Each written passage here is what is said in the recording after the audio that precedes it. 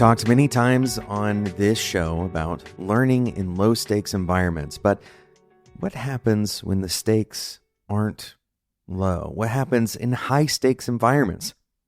That's what we're talking about in today's episode. My name is Jonathan Cottrell. You're listening to Developer Tea. My goal on this show is to help driven developers like you find clarity, perspective, and purpose in their careers. If you have ever been in a high-stakes environment, you probably know it. An example of a high-stakes environment that we all know about is that moment in, let's say, the Olympics. Let's say there is a high dive, and it comes down to this one last dive. It requires a nearly flawless performance from the diver in order to win. We've seen this before. The stakes are as high as they can get for this particular activity. Interestingly, there is nothing mechanically necessarily different about this dive than any other dive this particular athlete is doing. This athlete probably has executed the dive that they're getting ready to do many times before this. The main variable that has changed is the stakes.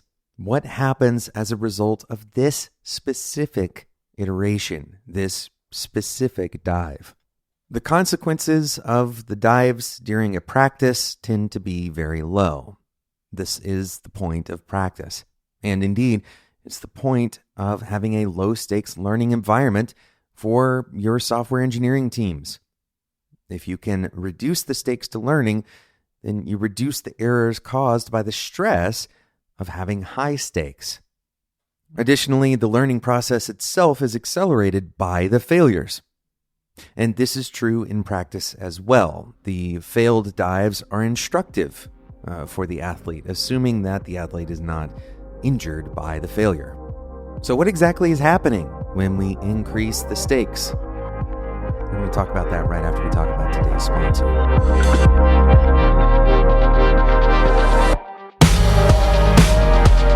This episode of Developer Tea is brought to you by Split, the feature management and experimentation platform.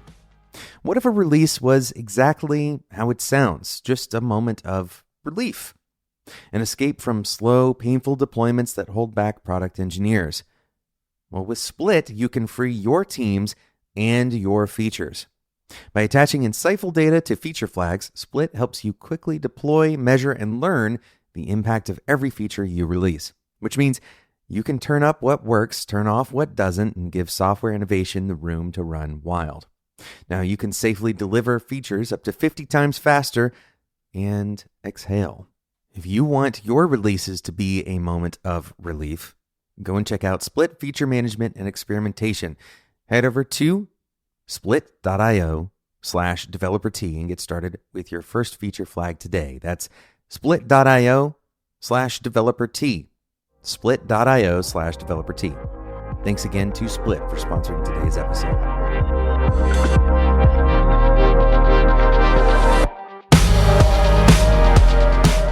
What happens when the stakes are high? Let's talk about what it means for the stakes to be high. Really, all this means is that there is more consequence to the actions that are being taken.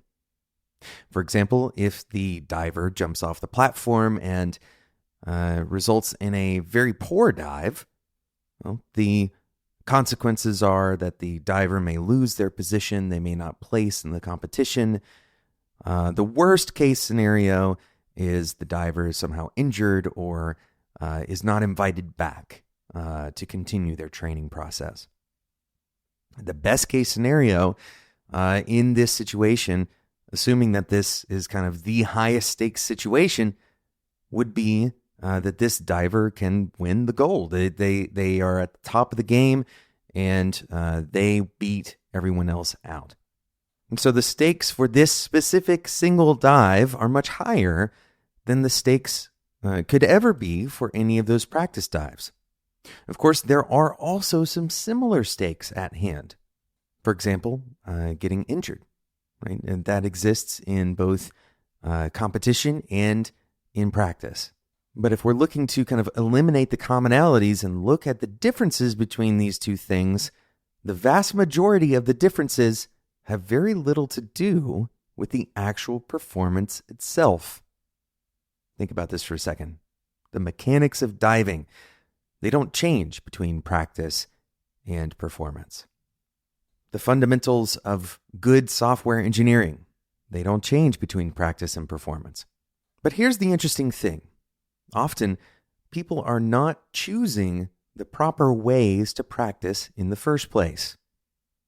Let's imagine that this high diver is diving off of a platform that is half the height of the performance platform. Well, this isn't really a good simulation. The mechanics change between the practice and the performance. So when we talk about creating low-stakes environments for practice or for learning in our engineering teams, we need to do this not just for the sake of low-stakes environments, but also with an eye towards what does this look like when applied in a high-stakes environment? What happens to the mechanics of this process when we go to that higher stakes environment? And the reason for this is because what we're doing is we're training our skills. Our skills do not change between low stakes and high stakes. This is a very important thing to understand. Just because you're in a low stakes environment does not mean that you let go of your skill. This is an excellent place to practice your skill. If you are in a low stakes environment, practice implementing the full testing and deployment framework. Practice tracing down bugs and triaging them in a constrained timeline. Create the same kind of mechanics, the same kind of motions, the same kind of actions that you would take in the high stakes environment, and practice that. If the first time that you roll back a code base is in production, then it's very likely that something's going to go wrong with the rollback. You've taken a high stakes situation and increased the stakes even further. Now, the process of doing a rollback doesn't change, but here is what does change. The people involved understand that this next button press, this next keystroke, has enormous potential for affecting their lives. That is what it means to have a high stakes environment. And so, if you're training your skills, if you're training mechanically to operate in the low stakes environment in the same way that you're going to operate in the high stakes environment, what you've done is you've reduced some of the uncertainty.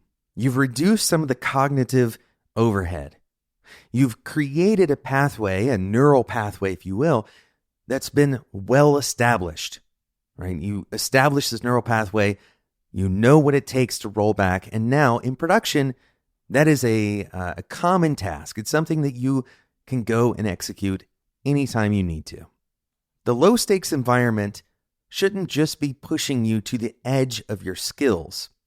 The failures that you have in a low stakes environment should be the same failures. This is very important. The same failures that you would have in the high stakes environment.